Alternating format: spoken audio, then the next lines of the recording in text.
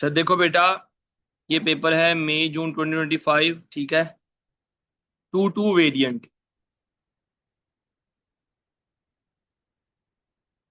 कहता है abstraction is part of the analysis stage of the development life cycle. ठीक है।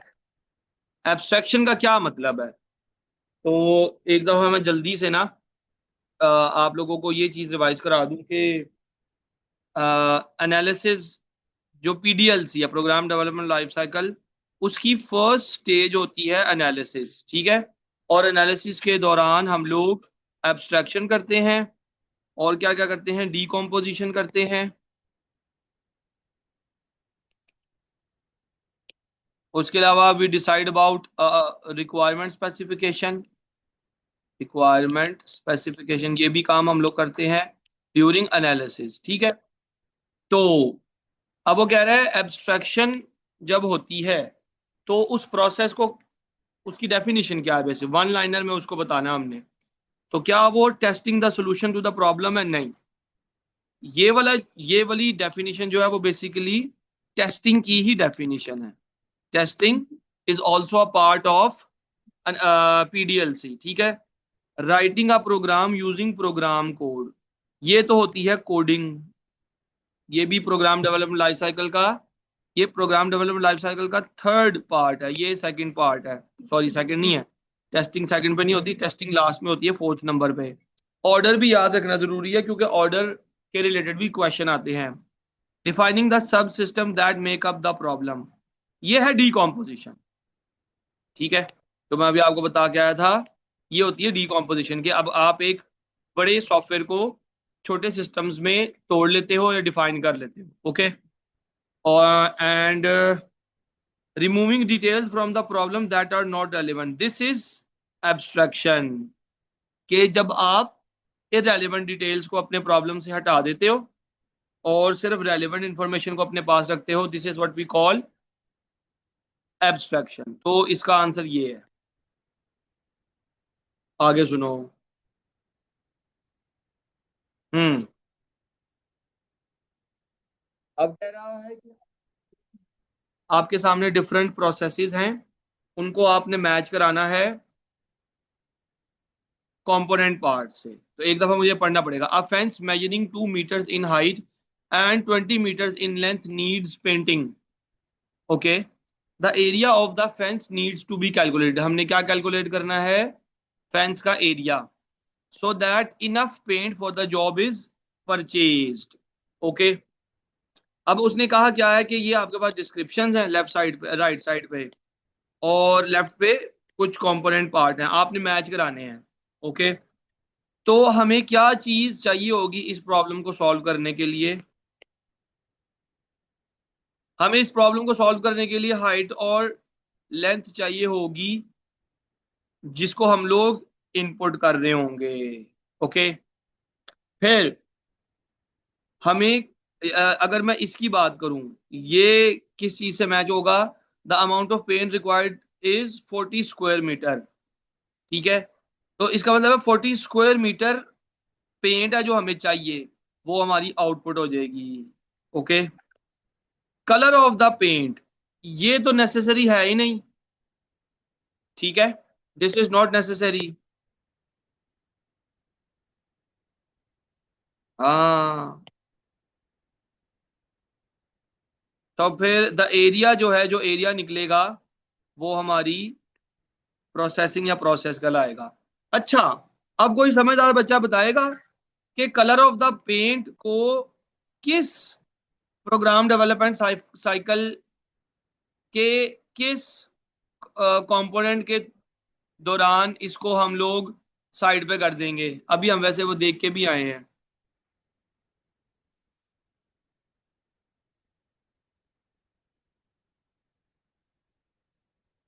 मतलब मैंने पूछा है, पेंट का कलर मैटर तो करता है लेकिन इस प्रॉब्लम के लिए नहीं करता, तो फिर हम लोग इसको किस स्टेज के दौरान खत्म कर देंगे?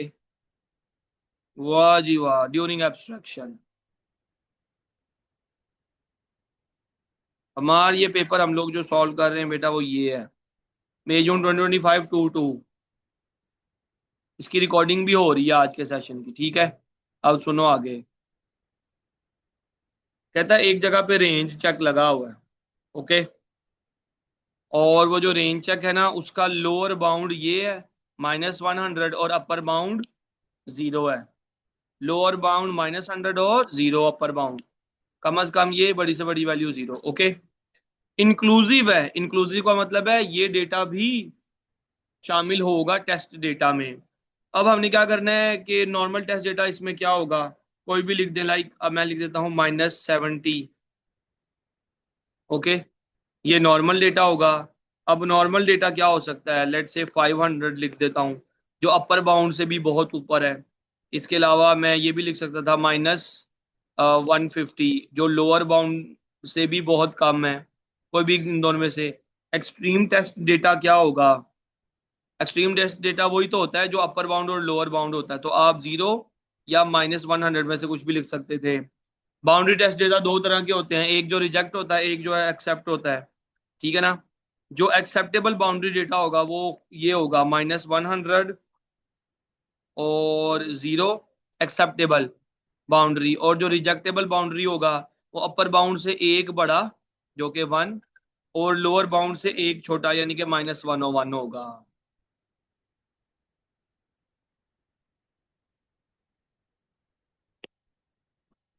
ठीक है, आगे चल रहे हैं बेटा। हाँ जी, वेरिफिकेशन चेक की हमने एक रीजन बतानी है। कौन गया क्लास से यार, Tayyab. State one reason for using verification check when inputting data. देखो, वेरिफिकेशन एक प्रोसेस होता है जिसके थ्रू हम लोग इंश्योर करते हैं कि जो डेटा हमने बाद में एंटर किया है वो पहले वाले डेटा से मैच होता हो, ये उसकी अंडरस्टैंडिंग है। दो तरह के होते थे ना वेरिफिकेशन, एक विजुअल वेरिफिकेशन और एक डबल डेटा एंट्री, ये दो होती है। इनका पर्पस क्या है वो बताना है, ओके। तो we will say it like this, to check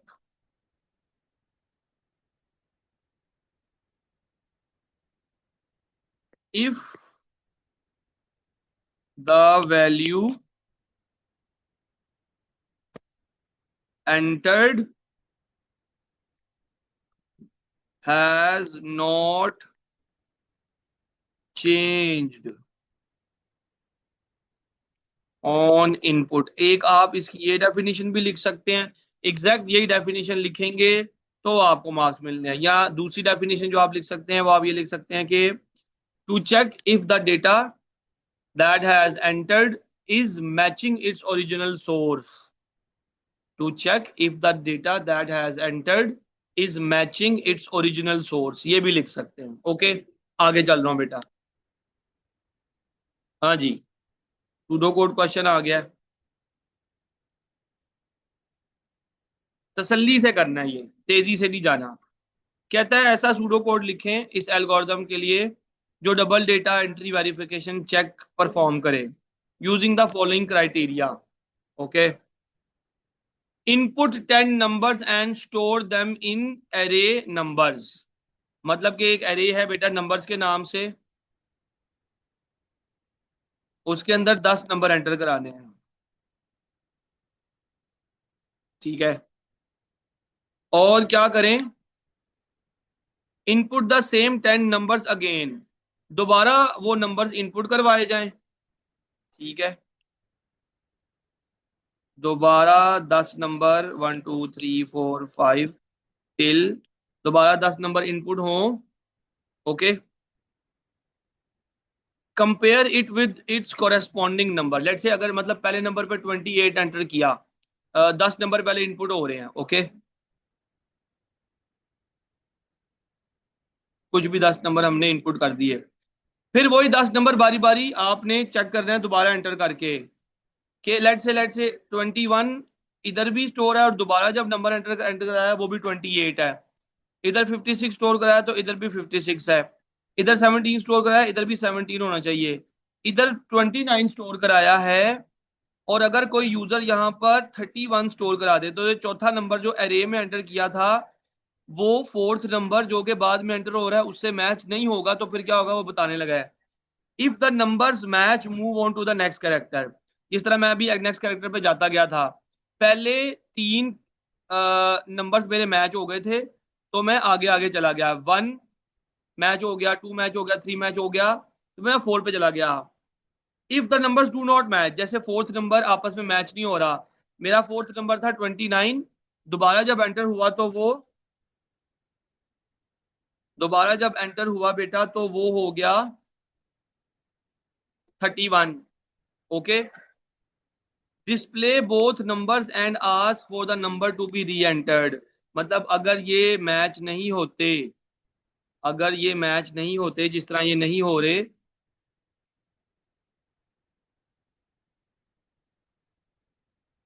number था 29 और इधर इनपुट कराया 21, अगर ये मैच ही ना हो रहे तो दोबारा कहा जाएगा कि भाईजान नंबर 4 दोबारा एंटर कराओ।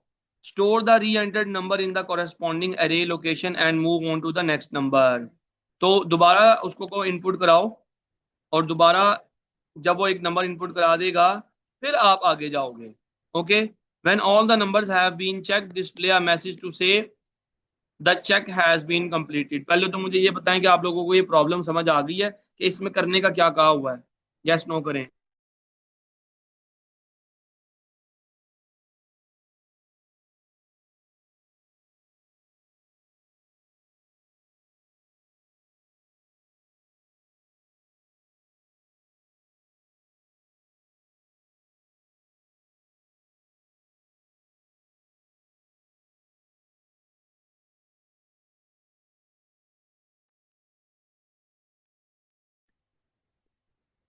हाँ, नहीं समझ आई। हम इसको दो एरे से भी कर सकते हैं, हम इसको सिंगल वेरिएबल से भी कर सकते हैं अहमद। देखो बेटा, क्या करने का कहा है उसने। उसने सिंपली ये कहा है कि आप एक एरे लें,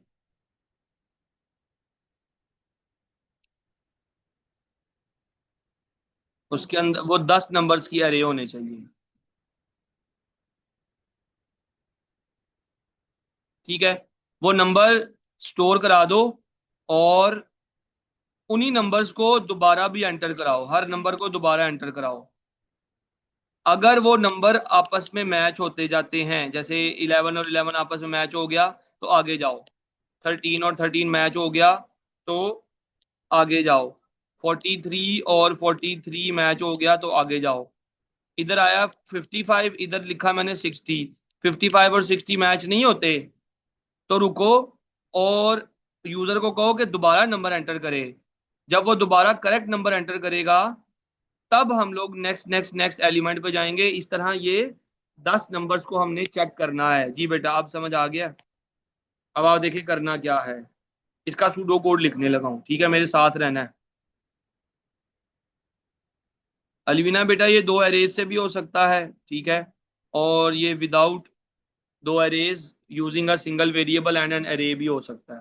ओके, तो सबसे पहला काम तो हमने ये करना है ना कि एरे को पॉपुलेट कराना है। ओके, आई विल से इसमें आप लोगों को कोई एरे या कुछ भी और डिक्लेयर करने की जरूरत नहीं है, उसने खुद ही कहा है, ये देखें। ओके, डिक्लेरेशन की जरूरत नहीं है। आई विल से अरे 1D अरे है, कितने एलिमेंट्स हैं, 10 एलिमेंट्स हैं, तो हमें ये भी पता है कि अरे के कितने इंडेक्स हैं, तो हम लोग फॉर लूप यूज करेंगे। I will say for I equals to 1 to 10। क्या करो, बार बार नंबर इनपुट कराओ, किधर, नंबर्स की अरे के आई वाले इंडेक्स पे।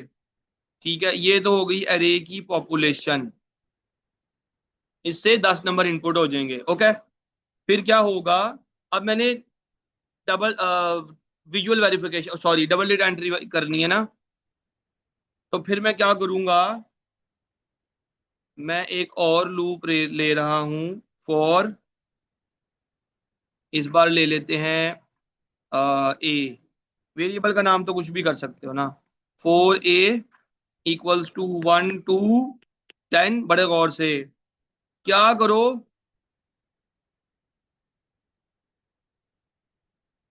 एक वेरिएबल लो चेक नम के नाम से।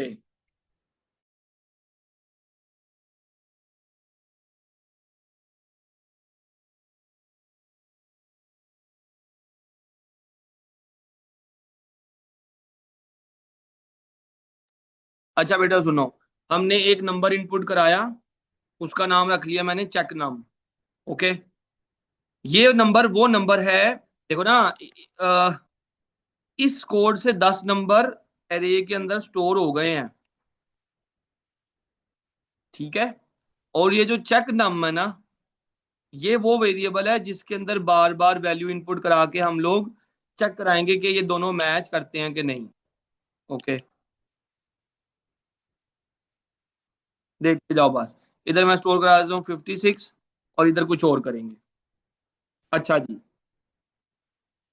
फिर मैं कह रहा हूं चेक करना, अगर जो हमारी एरे है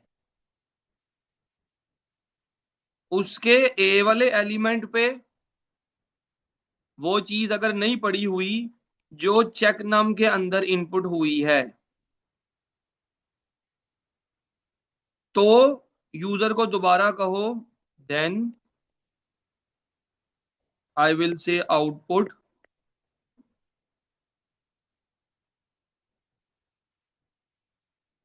नंबर्स डू नॉट मैच। हाँ जी, ओके।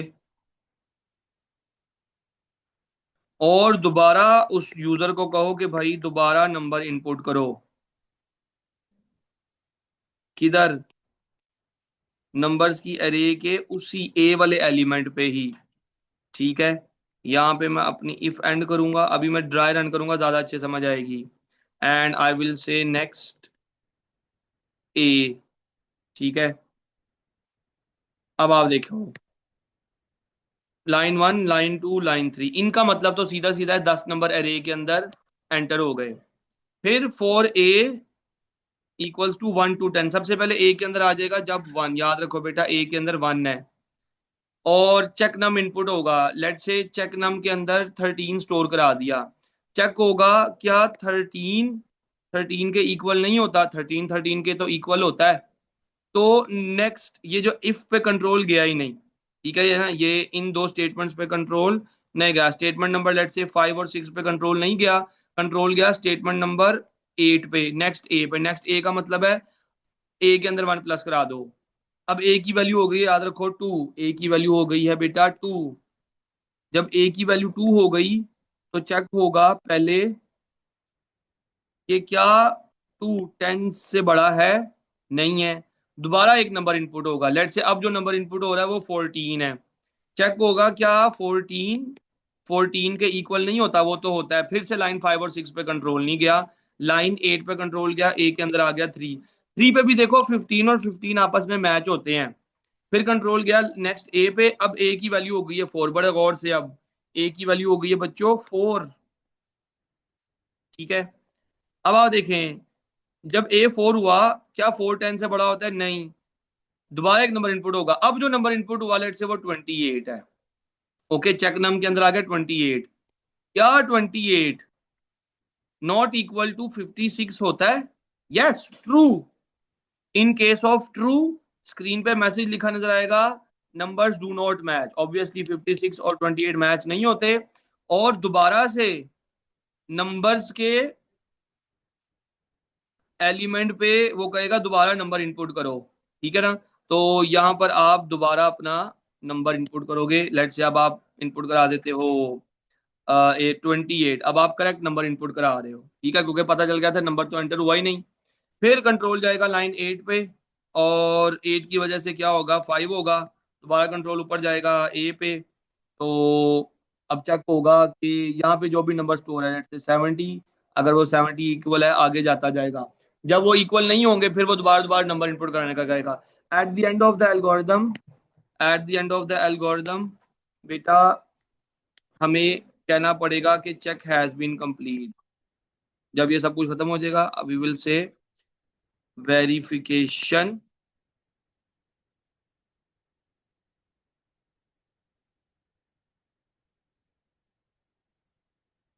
कंप्लीट। ओके जी, यहां तक यस नो कर दो, फिर आगे चल रहा हूँ।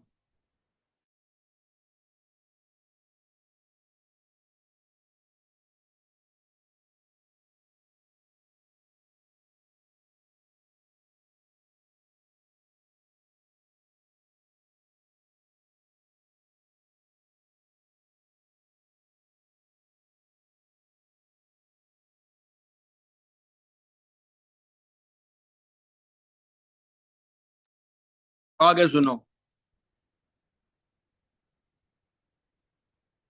हाँ जी, तसल्ली से ये क्वेश्चन देखना मेरे साथ। इसके लिए मैं जरा स्प्लिट स्क्रीन कर लूं।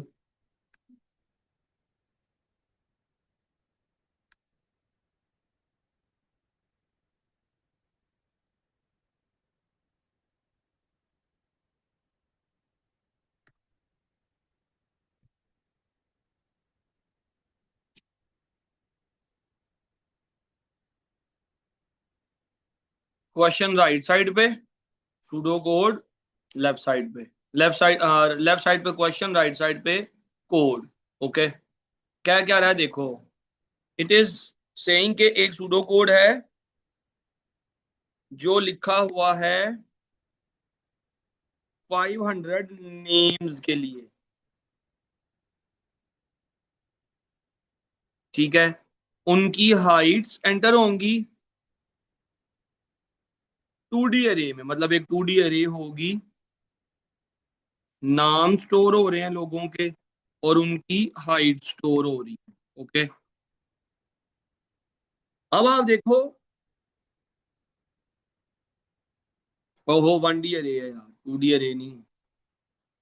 दो 1D अरे हैं, एक नेम के नाम से और एक हाइट के नाम से। ओके, क्या करना है, the name of a person and the height of that person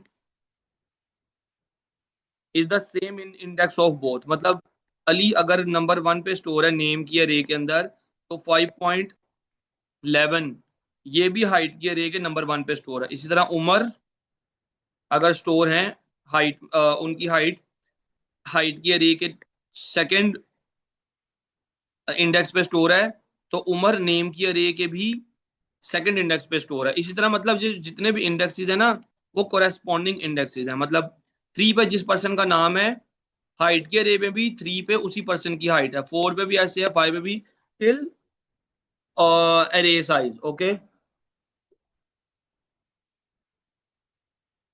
अब ये एल्गोरिथम कर क्या रहा है, at the start of the following data is enter, name of a person, height of person in centimetre.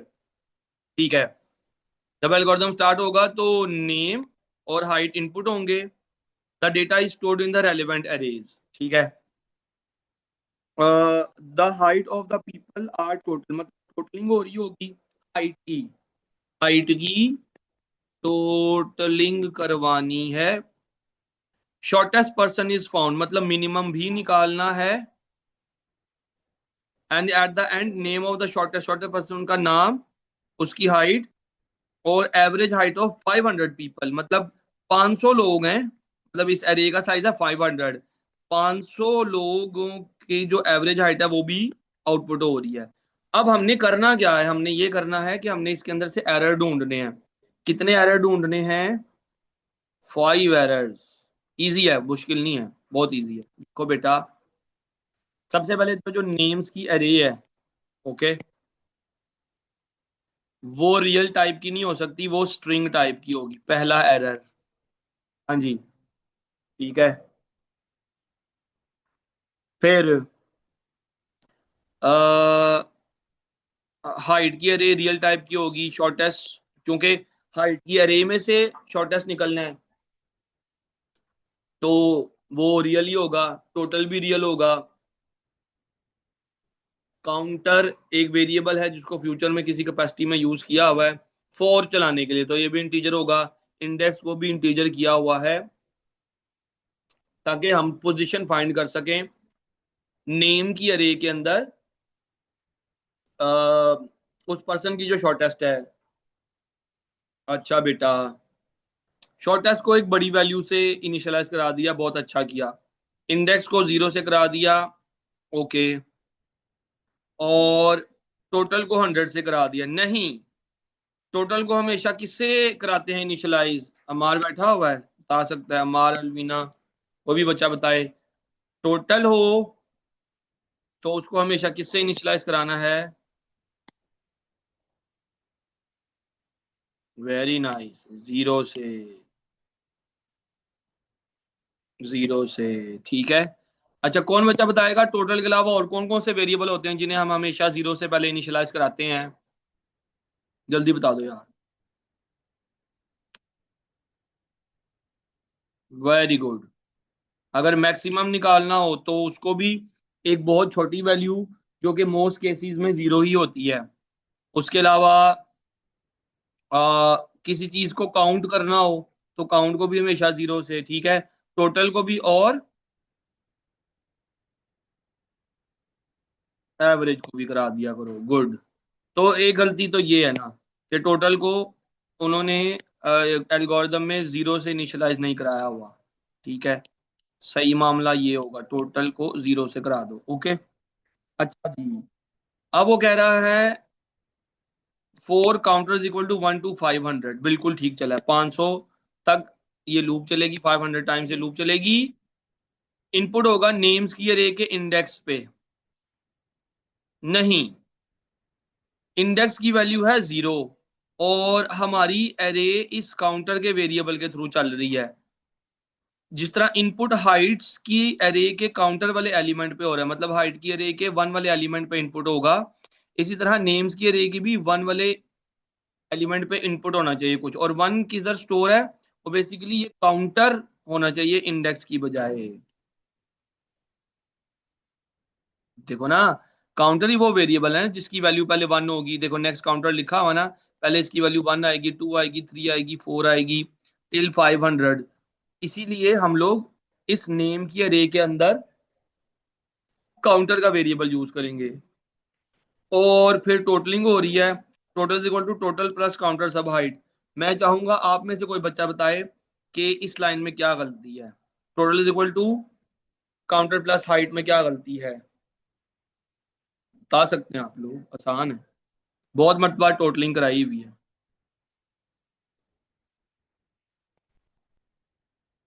हमेशा टोटलिंग कैसे लिखी जाती है?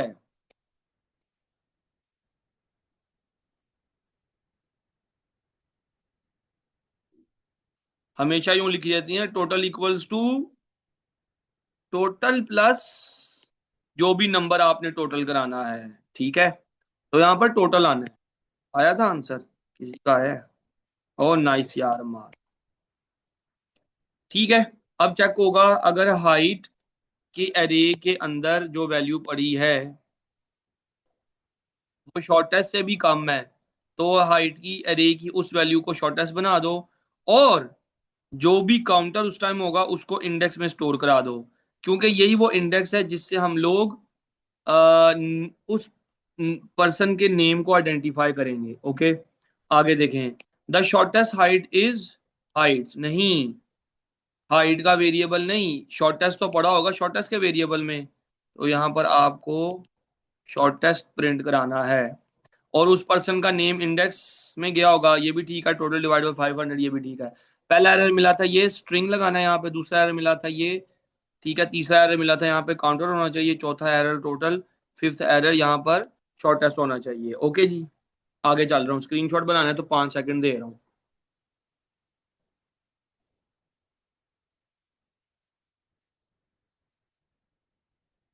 आगे चल रहे हैं बेटा।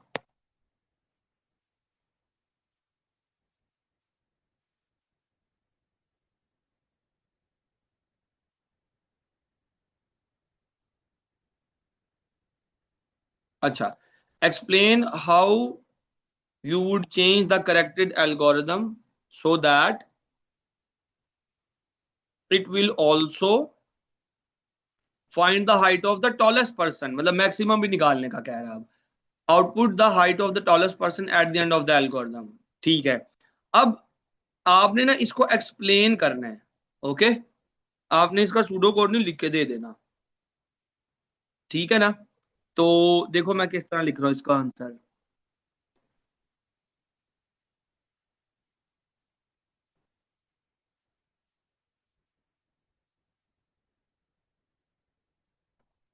एक मिनट, इससे ऊपर भी शायद एक सवाल है, ये तो रह ही गया यार। कहता है write a pseudo code statement that will output the average height rounded to one decimal place. ये तो आसान है, आपने ये कहना आउटपुट करना है ना, तो you will say output, output what, round करें, जो हाइट निकली थी एवरेज हाइट को राउंड करना था ना, तो वी विल से जो भी टोटल निकला है उसको 500 से डिवाइड करें, इतनी चीज एवरेज निकालेगी, और जो भी एवरेज निकली हो उसको वन डेसिमल प्लेस तक राउंड करें। ओके, आगे सुनो। ये भी सवाल हमें समझ आ गया था, हमने मैक्सिमम निकालना है और उसका प्रोसेस इंग्लिश में लिख के देना उसको। तो we will say we will declare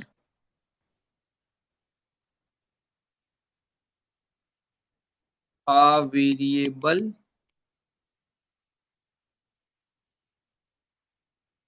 like max height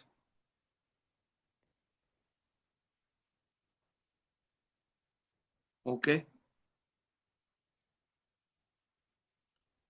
and initialize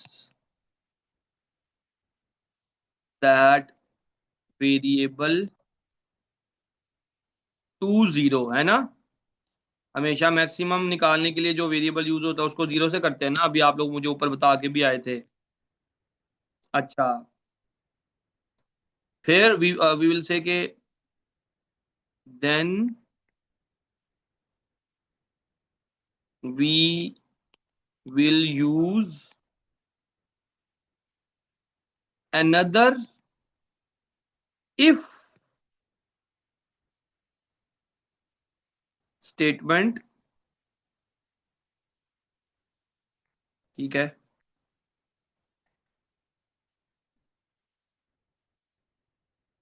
that will compare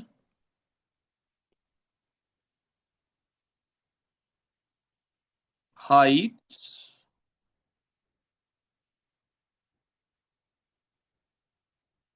with max height, okay, if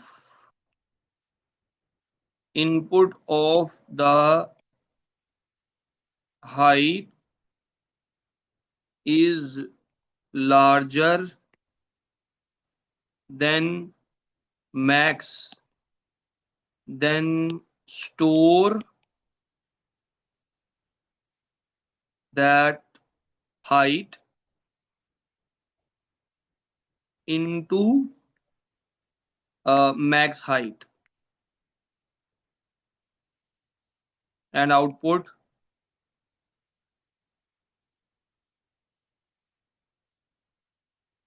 the max height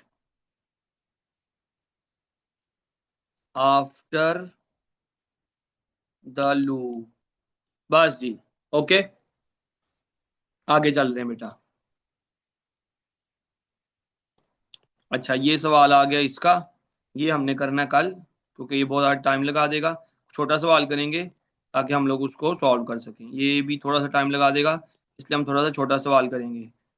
okay, हाँ जी। एक्स और का सिंबल ऐसे होता है ना, ये आपने बनाया, ये बना दिया। हाँ जी, क्या इस पे मुझे नंबर मिलेंगे, जल्दी बताओ, क्या मिसिंग है इसमें।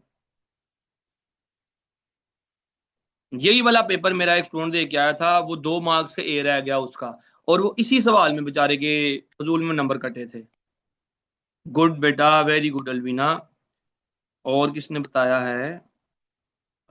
हाँ जी, आपने इनपुट आउटपुट लिखी ही नहीं कि इसके अंदर 2 इनपुट जानी है और एक आउटपुट बाहर आनी है। अब एक्स और क्या कहता है, सिमिलर इनपुट्स 0, सिमिलर इनपुट 0, ठीक है, डिफरेंट इनपुट्स 0 1 डिफरेंट है 1, डिफरेंट इनपुट्स 1, ओके। फिर हाँ जी, ये अब आप देखो, कह रहा है कि a crane machine with long arm used to lift heavy objects, the crane will only move, crane सिर्फ तब मूव करेगी if the operator is present, operator is present मतलब ए 1 दे रहा है तो आप ए लिख लोगे।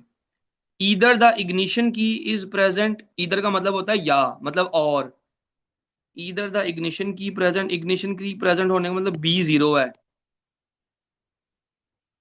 ठीक है, बी 0 है। या फिर दूसरा क्या बात है, और ऑपरेटर कोड इज करेक्ट, या फिर ऑपरेटर कोड करेक्ट हो, तो आप ऑपरेटर कोड करेक्ट होने का मतलब है सी भी 0 से आ रहा है, तो बी भी 0 से आ रहा था, we will say not be और इन दोनों के दरमियान एक इधर मतलब और आ रहा है, और नॉट सी, ठीक है। और इनके दरमियान एक एंड आएगा, क्योंकि कहते हैं क्रेन विल ओनली मूव, यहाँ पे भी तो एक एंड लिखा था ना, तो यहां से भी आप इस चीज का अंदाजा लगा सकते हैं। ओके, ये अब आप लोगों का होमवर्क है, ये आप लोगों ने मुझे खुद करके दिखाना है। यहां तक किसी को कोई दुख गम परेशानी है तो पूछ लो, वरना यहीं से हम लोग कल स्टार्ट कर रहे हैं।